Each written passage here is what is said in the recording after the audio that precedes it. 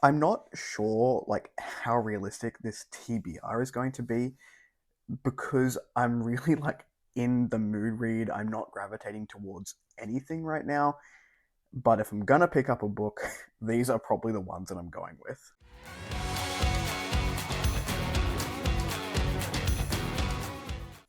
Hello everyone, welcome or welcome back to A Fictional Escapist. My name is Kris, and today's video is going to be a whatever Kris picks up in August BR, I guess. I am not really feeling reading right now, so I'm gonna let the mood just dictate whatever it wants to do this month because we are just allowing space for whatever the brain needs this month. And I think that is just the vibe of the rest of my 2025. I have been picking up games more often. I have been picking up movies more often, which is normally a sign that I need to slow the fuck down. My own book is now with the copy editor and will be for the month of August. Sort of made a decision to delay release a little bit to give some more time, some more breathing room to the copy edit and the proofread. But there's little things behind the scenes that I need to do, like setting up pre-order pages and links and updating files in Atticus and formatting and things like that that I can do and I will still continue to work on. I do want to continue to write the short story collection that I started writing earlier this year, just so I don't stop writing in any form. But in terms of reading, I don't really know what the month is going to hold. So the ones that I have here on the desk with me, I only have one indie, which is just not great for a channel that really likes to base themselves in indie, but I'm in the middle of some series. There are some standalones that I'm sort of gravitating towards, so I think if I'm just going to let myself do what I need to do, these are going to be the ones that I'm going to gravitate towards.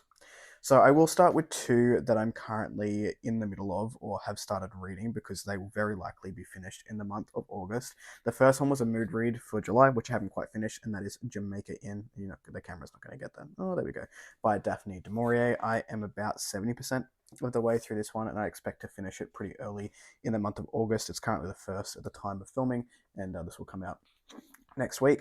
This is a, I guess, literary mystery thriller.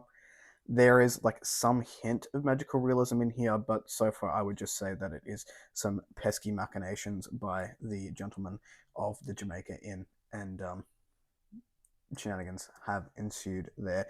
I won't give too much away, I'll wait for the wrap up, but I've enjoyed my time with this. Very flowery prose, quite literary, and yeah, it's been good so far. The next thing that I'm in the middle of is So Gay For You. This is by Leisha Haley and Kat Monning. I'll put the cover up here. This is a memoir from two actors who were in the L Word. I won't get too much into it, but this was a very big part of me finding my identity when I was very heavily into being a lesbian. So a very different time of my life, but this show was like the pinnacle. And while it didn't really fit, I didn't feel like I necessarily was seen by any of these characters, bar the transgender character that comes a little bit later called Max in the series.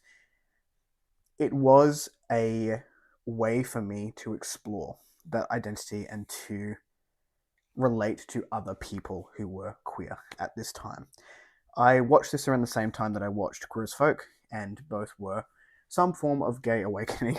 So it's been interesting to dive back into that world and to see a little bit behind the scenes of what happened with these two characters. So Leisha Haley plays Alice Piasecki, who was probably my favorite character. I found Alice very charming throughout the entire series, and Kate Monning played Shane, who was like the fuckboy lesbian character who everyone wanted to be or bed at some point in the show. So this was quite pivotal for me at a time in my life where I needed to be part of a community, and it provided that. So it's been interesting to revisit these characters and their stories and their coming out stories and their lives as they had in that show.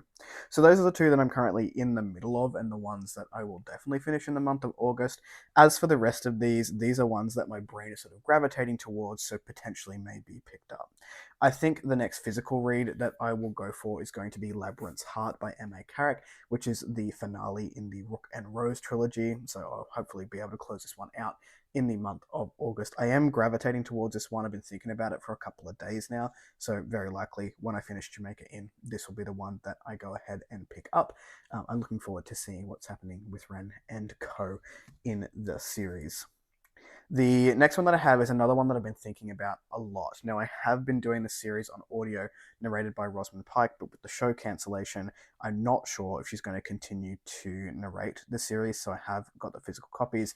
You can normally see them at the top of the shelf there. And this is book 5 in the Wheel of Time series. So with The Fires of Heaven.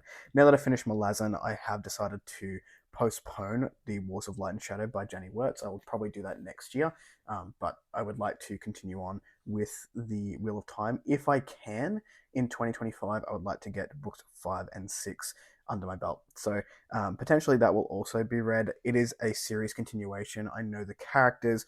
I'm comfortable with the world building that we've had so far. So even if my brain is just a little bit like not really feeling it, Wheel of Time is probably something that I can get involved in quite well and know my way around.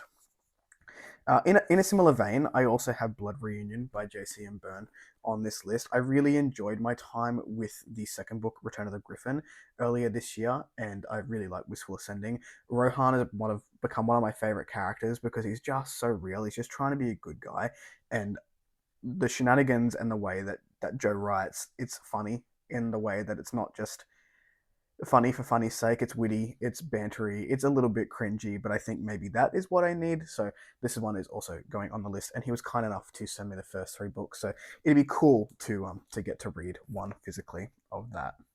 The other 2 I have here are one is that I picked up last week while we were in Adelaide, and it is something that my friend Roger has said that he thinks I might enjoy because I enjoy some mal romancy on occasion.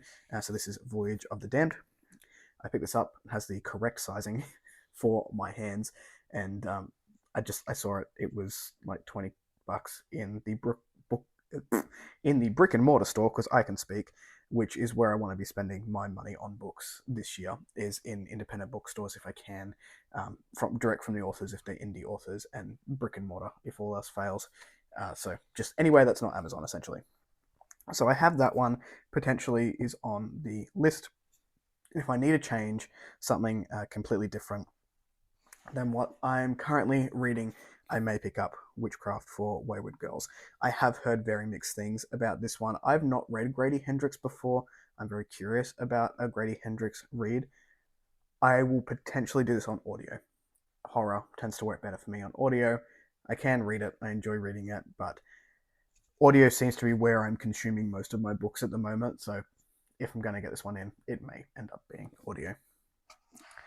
That was a very short, very non-committal TBR for the month of August. Let me know what you're looking forward to picking up.